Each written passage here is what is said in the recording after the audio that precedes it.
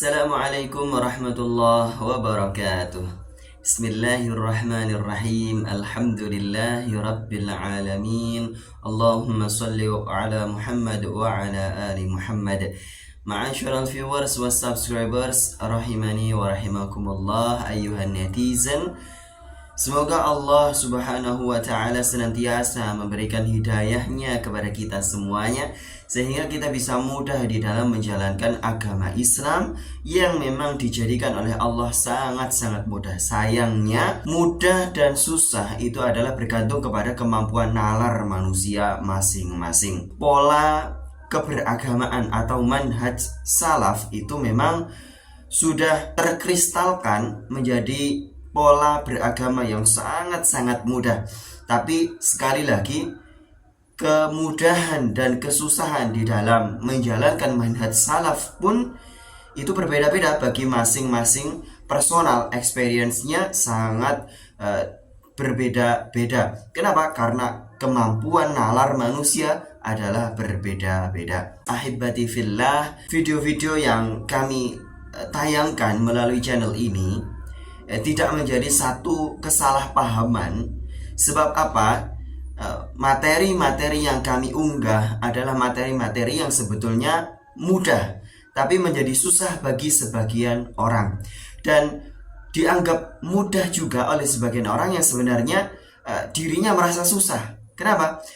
Orang yang merasa susah kemudian menganggap mudah sesuatu, itu bisa jadi karena dia tidak ingin susah, tapi inginnya mudah-mudahan saja. Sesungguhnya mudah dan susah itu sekali lagi tergantung dengan kemampuan masing-masing. Contohnya adalah apa yang kita ketahui tentang tasawuf. Insya Allah pada video kali ini kita akan mengkaji masalah tasawuf. Kita tidak dalam video ini hendak membahas sejarahnya tasawuf atau kontroversi mana tasawuf yang harus didukung dan mana tasawuf yang harus ditolak dan sebagainya. Ini bukan kajian kita pada video kali ini, bukan ya.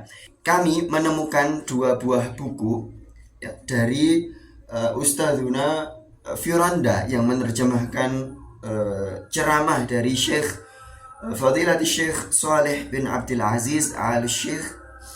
Dan juga ini di buku kecil ini adalah diterjemahkan oleh Ustadzuna Abu Umar Bashir. Ya, di dalam kedua buku ini kami menemukan ada narasi yang mendukung tasawuf. Pada halaman yang kami berikan stabilo, kami memberikan satu aksentuasi. Ada satu kalimat sebagai contoh bagi bid'ah mandubah sunnah. Beliau, yakni dalam hal ini adalah Al-Imam Izzuddin bin Abdissalam, mencontohkannya dengan sholat tarawih, pembangunan sekolah-sekolah, dan pembicaraan mengenai tasawuf yang terpuji. Berarti ada tasawuf yang terpuji, ada tasawuf yang tercela. Semua itu bukanlah merupakan bid'ah dalam agama. Berarti menurut Syekh Abdul Qayyum Muhammad As-Sahibani atau As-Suhaibani, tasawuf yang terpuji itu bukan bid'ah dalam agama. Ini terbitan tahun 2003 Januari. Kemudian pada buku ini kami juga menemukan ada satu narasi dari penterjemah, yakni Ustadzuna Dr. Firanda Andirja Hafizahullah Ta'ala pada halaman 59. Pada bagian footnote, artinya ini adalah tambahan dari beliau penterjemah. Mencari uzur untuk sesama saudara termasuk jalannya as-salafus salih. Ditanyakan kepada Junaid. Junaid di sini adalah Al-Imam Al-Junaid Al-Baghdadi. Beliau adalah salah satu promotor tasawuf. Kenapa para sahabatmu makan banyak? Ada orang bertanya semacam itu. Dia menjawab, ini konteksnya adalah mencari uzur untuk sesama saudara muslim. Maka Al-Imam Al-Junaid Al-Baghdadi memberikan jawaban, karena mereka tidak minum khamr, sehingga mereka lebih lapar. Lalu ditanya lagi, kenapa syahwat mereka besar? Ternyata dijawab oleh Imam Al-Junaid, karena mereka tidak berzina dan tidak melakukan hal-hal yang dilarang. Pemikiran makronya adalah apa? Ustadzuna Firanda Andirja mengutip Al-Junaid Al-Baghdadi rahimahullah ta'ala dalam rangka apa? Ada memang materi-materi tasawuf yang bagus, yang perlu dikutip, sampai dikutip oleh Ustadzuna Firanda Andirja hafizahullah ta'ala. Ma'asyiral viewers wa subscribers ahibati fillah, agama kita ini memang sangat mudah, tapi menjadi susah bagi sebagian orang yang butuh jalan kemudahan untuk bisa merasa tidak susah lagi. Nah, dalam hal ini tasawuf juga demikian. Ada sebagian orang yang merasa tasawuf itu tidak perlu merepotkan. Kali ini tidak hendak memperdebatkan masalah hal tersebut ya, tapi kita cukup dalam video ini mengulas bagaimana pandangan ormas-ormas Islam terhadap tasawuf. Sekilas info, ma'asyiral viewers wa subscribers ahibati fillah. Ini kami punya satu kitab yang bagus sekali dari Asy-Syaikh Dr. Sa'id Al-Qahtani rahimahullahu ta'ala. Nah, ini kami menemukan adanya dalil bahwasanya para ulama salaf itu memahami suratul Fatihah itu sebagai bagian dari cara berdoa kepada Allah Subhanahu wa ta'ala. Sebelumnya kami sudah mengupload salah satu materi di channel ini, yakni tentang adanya sebagian kalangan yang salah paham bahwa Al-Fatihah itu tidak bisa menjadi doa. Nah, sehingga orang-orang yang menggunakan Al-Fatihah sebagai doa itu divonis sebagai ahli bid'ah. Kami menemukan pada halaman 1011. Nah, di sini sudah kami kasih stabilo, yakni Asy-Syaikh Dr. Al-Qahtani memberikan satu bab inda qiraatil Fatihati fis salati bitadabburi. Jadi menurut Asy-Syaikh Dr. Al-Qahtani bahwa di antara al-awqat wal amakin al-mustajabah, ya, waktu dan tempat yang mustajabah itu adalah di antaranya yang yaitu ketika membaca Al-Fatihah di dalam sholat dengan tadabbur. Ya, ada syaratnya dengan tadabbur. Jadi kapanpun sholat, kapanpun rokaatnya, apapun sholatnya, kalau sedang membaca suratul Fatihah dengan tadabbur, maka itu adalah waktu mustajabah menurut Asy-Syaikh Dr. Al-Qahtani. Beliau mengutip di dalam hadis ini, di dalam bab ini adalah hadis yaitu mukalamah bainallah wal abd, antara Allah dan hambanya setiap kali Al-Fatihah itu, yakni di mana Allah Subhanahu wa taala berfirman di dalam hadis qudsi yang dicantumkan oleh Syekh Sa'id Al-Qahtani ini, qasamtu as-salata baini wa baina abdi, aku sudah membagi salat itu antara aku dengan hambaku nisfaini, menjadi dua bagian, wali abdi ma sa'ala, dan bagi hambaku adalah apa saja yang dia minta. Nah, maka disinilah kemudian Syekh Dr. Al-Qahtani beristinbat bahwa di dalam membaca suratul Fatihah itu adalah momen yang mustajabah, yang doa-doa itu dikabulkan oleh Allah Subhanahu wa ta'ala di dalam sholat loh ya ini. Nah, kemudian panjang sampai ghairil maghdubi alaihim waladdallin, maka Allah berfirman, hadza li abdi, ini adalah untuk hambaku, wa li abdi ma sa'ala, dan untuk hambaku adalah apa saja yang dia minta. Nah, oleh karena itulah beberapa tahun silam itu ada penjelasan dari Ustadzuna Dr. Adi Hidayat hafizahullahu ta'ala, yang kemudian dikanter, dibantah oleh sebagian Ustadz Salafi Wahabi, bahwa di mana Ustadz Adi Hidayat itu menyatakan Al-Fatihah setelah membaca suratul Fatihah itu adalah momen untuk berdoa. Nah, ini kemudian dibantah oleh sebagian Ustadz Salafi. Nah, sesungguhnya justru Ustadzuna Adi Hidayat itu sudah sesuai dengan apa yang ditulis oleh Dr. Sa'id Al-Qahtani, dan sangat benar pula apa yang disampaikan oleh para ulama, bahwa sebagaimana di video yang sudah kami tayangkan, Al-Fatihah itu adalah bagian dari cara kita berdoa kepada Allah Subhanahu wa ta'ala, sehingga kemudian derivasi fikihnya adalah orang setiap kali berdoa kemudian diawali dengan Al-Fatihah atau diakhiri dengan suratul Fatihah juga misalnya, maka itu adalah cara untuk qabulid doa, ya, cara untuk bisa mendapatkan keterkabulan doa yang memang disyariatkan sebagaimana fatwa dari para ulama yang sudah kami tampilkan. Bagi kalangan yang memang tidak terima dengan kesimpulan ini tidak masalah, silakan, sepanjang tidak menyalah-nyalahkan orang yang memiliki rujukan fatwa dari para ulama dan juga amalia dari manhaj salaf. Seperti sudah kami sampaikan berkali-kali bahwa manhaj salaf itu adalah satu-satunya yang benar, tapi kebenaran di dalam manhaj salaf itu ada banyak, karena riwayat para ulama salaf pada masa dahulu kala itu ada banyak pilihan-pilihan yang bisa kita amalkan, bisa kita sesuaikan dengan kondisi kita, kebutuhan kita, kemampuan kita, dan lain sebagainya. Nama syural viewers wa subscribers ayuhal ikhwah a'azzani Allah wa iyyakum.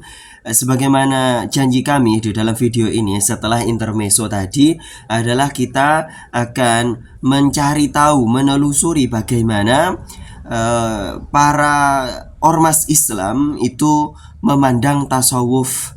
Dan ini sudah kami bikinkan, sudah kami susunkan jurnal yang semoga bisa diterima, yakni dengan judul Diskursus Tasawuf dalam NU, Muhammadiyah, Persis, dan Ormas Islam lainnya. Dengan kajian ini adalah sebagai kajian perbandingan. Nah, di sini kita harus betul-betul sadar dan mengimani di mana Allah Subhanahu wa taala berfirman, "Walikulli wijhatun huwa muwalliha fastabiqul khairat."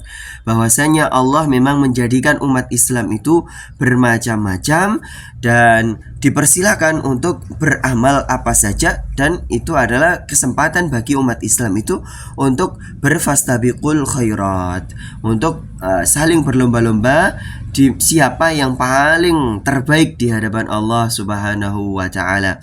Nah, di sini kami ingin mengawali satu fakta adanya sebagian muslim yang beroposisi terhadap tasawuf. Ya, tidak perlu tasawuf, Islam saja sudah cukup, ya. Itu ada aforisme yang semacam itu. Maka ini adalah tapi ini bukan kajian kita, ya. Cuman untuk mengimbangi pemikiran tersebut ada satu celah silogismenya, yaitu kalau memang tasawuf itu tidak diperlukan di dalam Islam karena memang definisi atau terminologi tasawuf itu baru muncul setelah masa Rasulullah, ya, maka terminologi atau lema-lema tarbiyah, tarjih, taujih, tazkiyatun nafas, madrasah, ma'had, mukhayyam, mudzakarah, dan lain-lain itu menjadi tidak dibutuhkan oleh Islam, karena pada masa Rasul tidak pernah Rasulullah mengatakan kalimat atau kata-kata yang semacam itu. Cukup Islam saja, Al-Quran dan As-Sunnah saja, tidak usah pakai itu. Maka juga ijma itu juga tidak pernah dikatakan oleh Rasulullah, ya. Kemudian qiyas itu juga tidak pernah dikatakan oleh Rasulullah. Kalau memang polanya adalah tidak perlu segala hal yang baru, ya. Kalau memang polanya semacam itu, ya. Sebab sama-sama bid'ahnya dengan istilah tarekat, istilah tasawuf, istilah sufisme, dan lain sebagainya. Tapi itu bukan inti pembahasan kita, ya. Lain kali insya Allah kita bahas. Itu untuk mengasah nalar kita saja. Bagi yang merasa nalar ini salah, tidak masalah. Kita sama-sama juga saling bernalar kok, ya. Tapi kita fokusnya adalah melihat, ya, kali ini adalah melihat bagaimana tasawuf itu menurut ormas Islam. Kita tahu ormas Islam ini banyak sekali, dan jumlah non ormas Islam, ya, yakni Ikhwanul Muslimin, kemudian Jama'atut Tabligh, kemudian As-Salafiyah Al-Wahabiyah, yaitu Salafi yang mengikuti Syekh Al-Mujaddid Muhammad bin Abdul Wahab rahimahullahu ta'ala. Itu ada banyak sekali, bahkan mungkin sudah di atas angka 10 juta muslim di Indonesia. Ini perkiraan kami, ya. Nah, baik, kita langsung masuk ke materi. Intinya adalah kita mengetahui bagaimana ormas Islam memandang tasawuf, ya. Baik, Di Indonesia itu ada banyak sekali ormas Islam, mulai dari Majelis Ulama Indonesia, kemudian RA atau Rabithah Alawiyah. Meskipun ini ada satu pernyataan dari salah satu tokoh Rabithah Alawiyah bahwa Rabithah Alawiyah ini bukan ormas tapi hanya paguyuban ya. Kemudian tapi bagi kami peneliti, Rabithah Alawiyah itu mirip dengan ormas ya. Sebagaimana Salafiyah Wahabiyah, para pengikut manhaj salaf dari kalangan ustadz yang mengikuti para ulama Saudi itu memiliki ormas-ormas, tapi mereka tidak mau menyebut itu sebagai ormas. Apa itu? Ada Puldabi, kemudian ada Perhimpunan Al-Irsyad, kemudian ada IMAS ya, Ikatan Masjid Ahlus Sunnah, kemudian juga ada KPMI, Komunitas Pengusaha Muslim Indonesia ya, kemudian ada yang lain lagi yang ini menunjukkan bahwa ormas-ormas Islam itu ada di manapun ya, di tubuh umat Islam yang manapun. Kemudian ada juga NU, Muhammadiyah, Persis, Wahdah, Hidayatullah, LDI, AW itu adalah Al-Wasliyah dan lain-lain. Ini adalah sederet ormas yang ada di Indonesia. Nah, ini perlu diungkap ya. Sebab apa? Ada satu frame bahwa tasawuf itu adalah sesuatu yang ditolak oleh seluruh umat Islam. Nah, framing ini yang perlu kita buktikan bagaimana umat Islam itu memandang tasawuf. Baik, kita lihat tasawuf itu di Nahdlatul Ulama. Nah, ternyata dalam penelitian kami, tasawufnya di dalam Nahdlatul Ulama itu sangat dikembangkan. Di antaranya adalah apa? Nahdlatul Ulama membentuk satu badan otonom, yakni Jatman, Jam'iyah Ahli Tariqah Al-Mu'tabarah An-Nahdiyah. Nah, kalau di luar Jatman atau di luar Nahdlatul Ulama itu ada Jatmi, Jam'iyah Ahli Tariqah Al-Mu'tabarah Indonesia. Kalau tidak salah itu kepanjangannya. Itu di luar Nahdlatul Ulama. Ada juga yang namanya DUTI, yakni Dewan Ulama Tariqah Indonesia atau internasional ya. Ini ada di kalau tidak salah itu di Sulawesi, yang ini diinisiasi oleh yakni Nahdlatul Wathon Diniyah Islamiyah. Nah, di Jatman itu disampaikan, bisa dibaca di tulisan kami, Jatman itu ternyata memiliki jumlah warga yang cukup besar, yaitu 50 juta sufi. Nah, ini adalah klaim dari Kiai Haji Miftahul Akhyar. Nah, ini pernah kami menghadiri acara ini dalam posisi kami sebagai media, maka kami menyampaikan apa adanya yang kami dengarkan langsung di ketika pembukaan acara Musda Jatman Provinsi Jawa Timur yang ke-5. Kemudian kita beralih ke tasawuf di Muhammadiyah. Nah, ternyata Muhammadiyah ini juga mengakomodir tasawuf, tapi tasawufnya berbeda dengan tasawuf yang diterima oleh Nahdlatul Ulama ya. Dan kita juga sebelumnya perlu juga mengetahui bahwa di Nahdlatul Ulama itu tasawufnya mengikuti mazhab Imam Al-Junaid Al-Baghdadi. Nah, tadi kita sudah melihat bagaimana Ustadzuna Firanda Andirja, Doktor Hafizahullah Ta'ala itu mengutip pernyataan dari Al-Imam Al-Junaid Al-Baghdadi. Nah, kemudian Nahdlatul Ulama juga mengikuti Al-Imam Abu Hamid Al-Ghazali. Hanya saja di Salafiyah Wahabiyah itu Al-Imam Abu Hamid Al-Ghazali ini ditentang mutlak ya oleh diantaranya yakni Ustadzuna Badrus Salam Abu Yahya LC Hafizahullah Ta'ala, dan juga Ustadzuna Subhan Bawazir Hafizahullah Ta'ala, yang mengatakan bahwa Al-Imam Al-Ghazali itu bukan ahli hadis, sehingga banyak sekali penyimpangan-penyimpangannya. Di antaranya kalimatnya kurang lebih semacam itu ya. Nah, tapi di Nahdlatul Ulama ilmu-ilmu dari Al-Imam Al-Ghazali itu diterima sangat-sangat bagus ya, tidak pernah ada penentangan sama sekali. Itu juga dari Al-Imam Al-Junaid Al-Baghdadi. Nah, kita beralih kepada Muhammadiyah. Muhammadiyah ini memiliki tasawuf namanya tasawuf sosial ya. Memang ada sebagian tokoh Muhammadiyah atau aktivis Muhammadiyah yang tidak terima kalau dikatakan Kiai Haji Ahmad Dahlan atau Al-Habib Muhammad Darwis itu sebagai pelaku tasawuf. Itu ada yang tidak terima semacam itu. Namun kita ambil bagi yang menerima ya di artikel ini, yaitu disampaikan sebagaimana yang kami tampilkan di sini ya. Kemudian panjang, ini cukup panjang, bisa dibaca, bisa di skip, bisa di stop.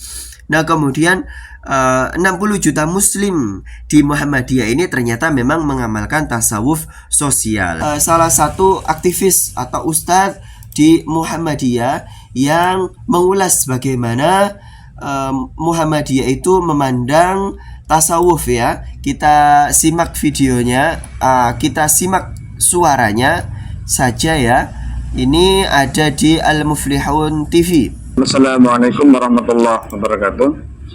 Alhamdulillahirabbil alamin wassalatu wassalamu ala asyrafil anbiya'i wal mursalin sayyidina wa maulana Muhammadin wa ala alihi wa sahbihi ajmain. Nah, kami potong terlebih dahulu, kami tertarik dengan sholawatnya ya. Kita dengarkan lagi. Asyrafil anbiya'i wal mursalin sayyidina wa maulana Muhammadin wa ala alihi wa sahbihi ajmain, amma ba'du. Nah, Masya Allah, ini keilmuan yang berkembang mungkin ya di Muhammadiyah. Jadi ini salah satu Ustadz Muhammadiyah yang kami transkrip di sini, Ustadz Wahyudi Sarju Abdurrahim, itu menggunakan sholawat Sayyidina di luar sholat ya. Baik, kita langsung lompat di kalimat ini. Taj ataupun Ibnu Arabi, ada yang model-model tasawuf akhlaki seperti buku Madarijus Salikin yang ditulis oleh Ibnu Qayyim Al-Jauziyah. Ada juga tasawuf yang menyimpang. Tasawuf yang menyimpang ini, kalau istilah Imam Junaid, adalah tasawuf yang perilakunya tidak sesuai dengan tuntunan ajaran Islam, sehingga Imam Junaid Al-Baghdadi selalu berwanti-wanti bahwa thariqah saya adalah thariqah yang mengikuti Al-Quran dan Sunnah. Selama tidak mengikuti Al-Quran Sunnah, maka dia bukan termasuk thariqah. Maka ada istilah thariqah mu'tabarah, yaitu thariqah yang diakui, yang dianggap sejalan dengan akidah Ahlus Sunnah wal Jamaah. Namun bagaimana sikap Muhammadiyah terhadap tasawuf itu? Di dalam risalah Islam bil Kemajuan secara terang dijelaskan bahwa ternyata Muhammadiyah mengakui tasawuf tersebut. Artinya tidak anti tasawuf.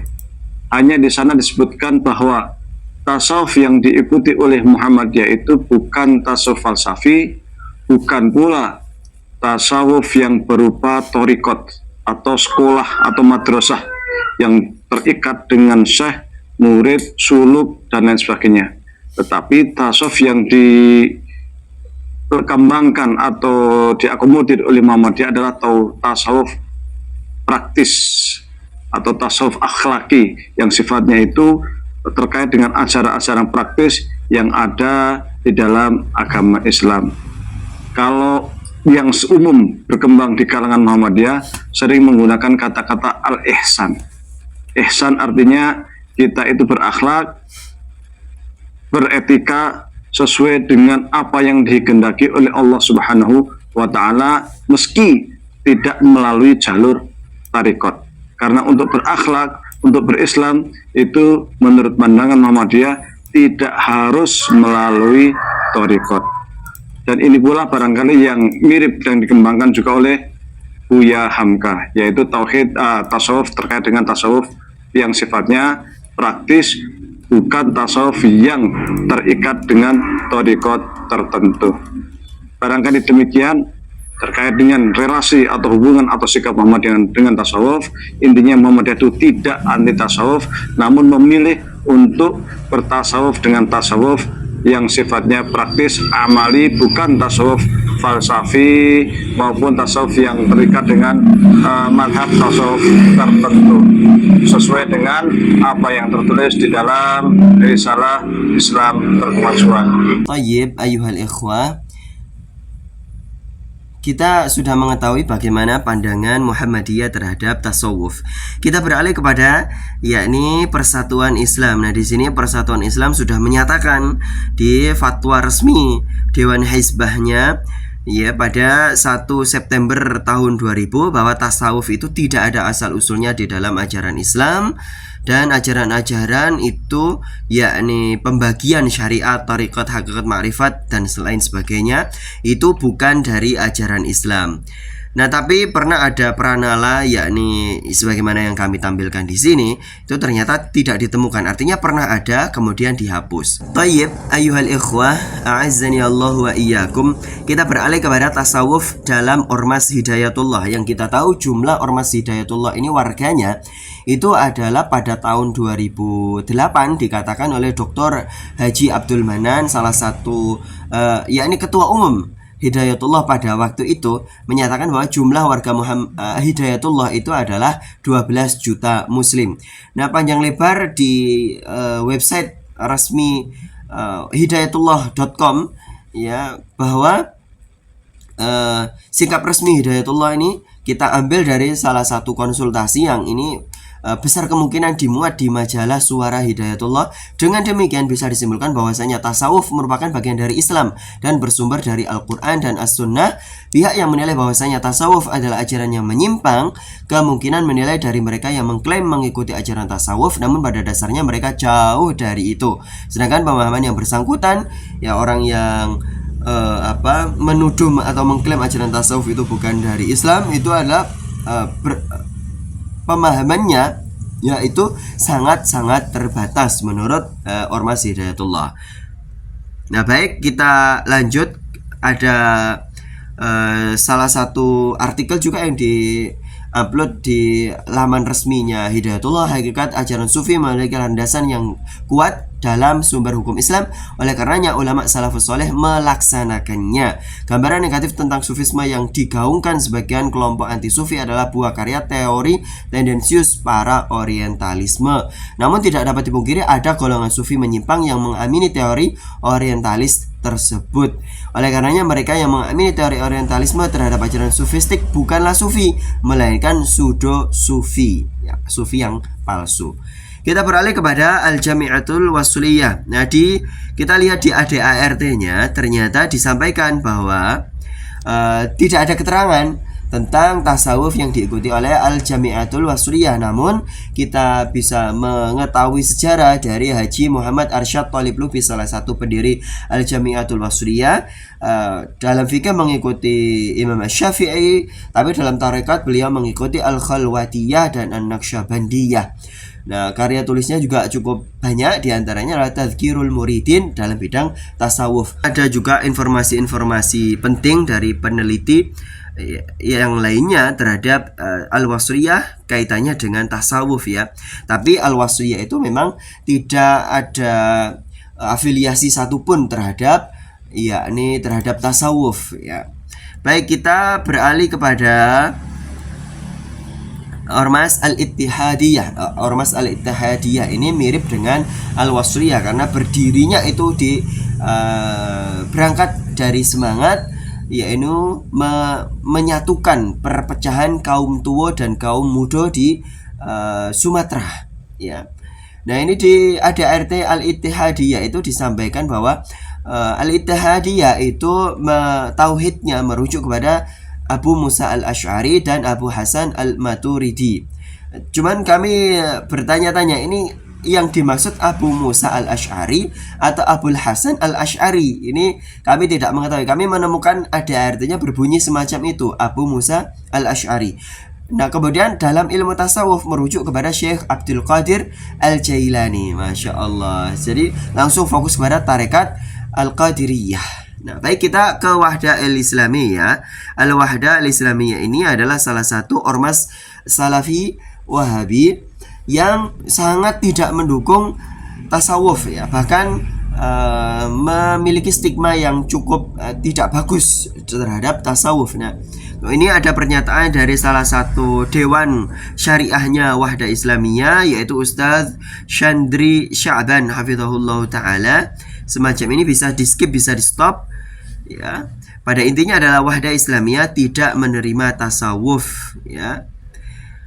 Kemudian kita beralih ke Salafiyah Wahabiyah. Sekali lagi, kapan hari itu ada netizen yang mengkritik kami karena menyebut Wahabi kepada Salafi ya. Ini sebetulnya sekali lagi kami nyatakan dan sudah kami jawab di kolom komentar langsung, bahwasannya kami menyebut Salafi Wahabi itu justru bukan penghinaan dan bukan dalam niat mengikuti orang-orang kafir. Ya, tidak ada niat semacam itu. Justru kami menghargai bahwa Salafi yang ada di Indonesia ini adalah muttabi'nya Syekh Muhammad bin Abdul Wahhab rahimahullahu ta'ala.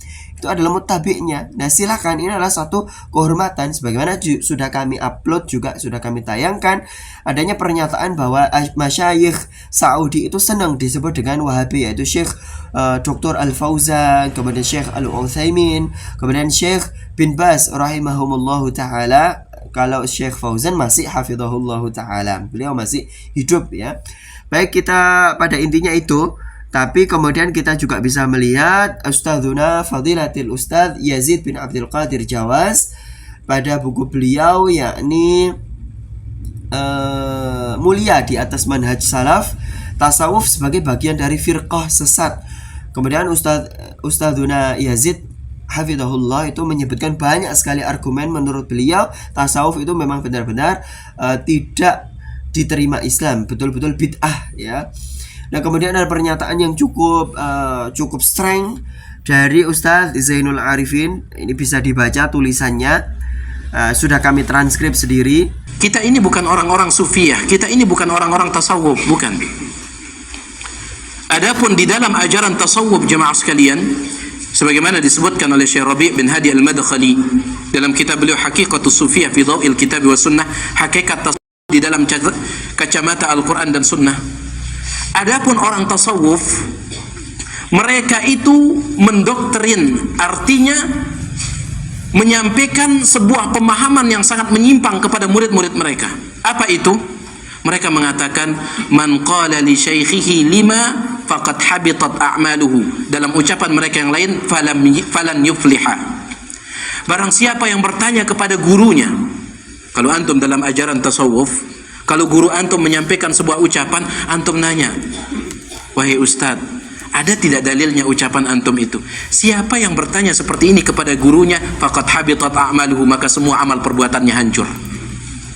Gak boleh antum nanya kepada guru, gak boleh ya.